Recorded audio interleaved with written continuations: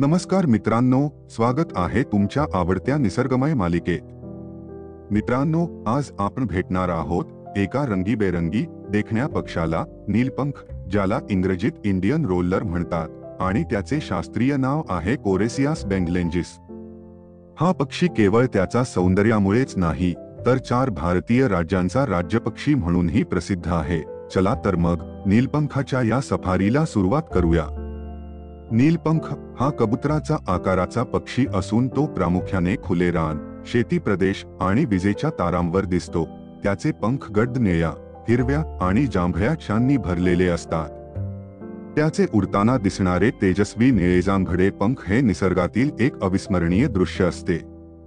भारतातील ज्या 4 राज्यांनी या पक्षाला आपला राज्यपक्षी म्हणून गौरविले आहे ते राज्य आहेत कर्नाटक, तेलंगणा, आंध्र प्रदेश आणि ओडिसा।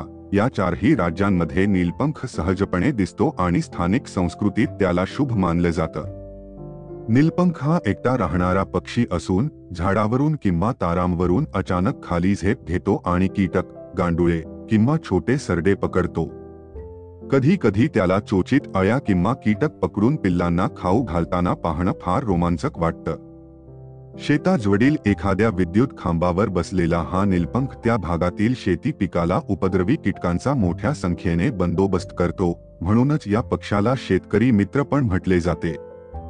भारतीय संस्कृतीमध्ये पण नीलपंखाला शुभ मानले जाते, त्यामुळे तो केवळ निसर्ग सौंदर्याचाच नव्हे तर आध्यात्मिक श्रद्धेचाही प्रतीक आहे।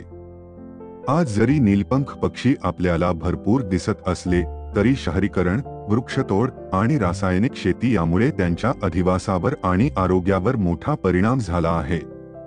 आपण झाडे लावून, नैसर्गिक अधिवास जपून आणि लोकांमध्ये जागरूकता निर्माण करून त्याच्या अस्तित्वाला मदत करू शकतो।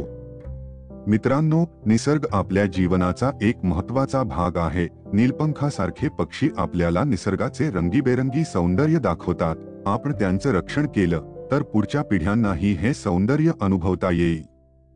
व्हिडिओ आवडला असेल तर निसर्गाच्या वाटेवर ह्या चॅनेलला लाईक, शेअर आणि सबस्क्राईब करायला विसरू नका।